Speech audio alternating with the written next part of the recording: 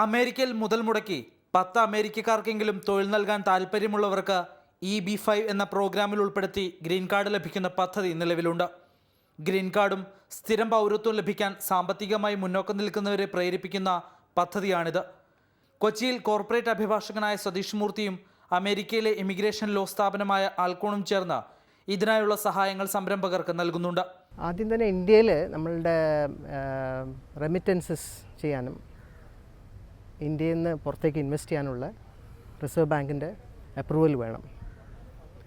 വന്നിട്ട് ആ അപ്രൂവലിൻ്റെ ബേസിസിൽ നമുക്ക് ഈ എമൗണ്ട് ഒരു $1 million ആണ് ഒരു മിനിമം എമൗണ്ട്. US-ലൊരു ഇമിഗ്രേഷൻ ടൈപ്പ് ഇൻവെസ്റ്റ്മെൻറ്റ് ചെയ്യണമെങ്കിൽ $1 million വെച്ചിട്ട് നമുക്ക് അവിടെ ഒരു സ്ഥാപനം തുടങ്ങാം.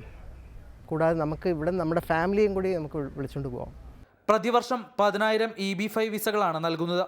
ഒരു രാജ്യത്തിന് പരമാവധി 700 എന്ന തോതിൽ വിസയ്ക്ക് നിയന്ത്രണം ഏർപ്പെടുത്തിയിട്ടുണ്ട്. ചൈന, വിയറ്റ്നാം, ദക്ഷിണ Korea, India, Russia, Mexico, Iran തുടങ്ങിയ രാജ്യങ്ങളാണ് EB-5 വിസയുടെ ഗുണഭോക്താക്കൾ. We help highly motivated foreigners from all around the world come to Silicon Valley in the United States and build amazing companies and find immigration pathways for themselves, their children and their families. മൊത്തം EB-5 വിസയിൽ 85% ചൈനയാണ് കൈയടക്കുന്നത്. 2015-ൽ 111 EB-5 വിസയാണ് Indian നിക്ഷേപകർക്ക് ലഭിച്ചത്.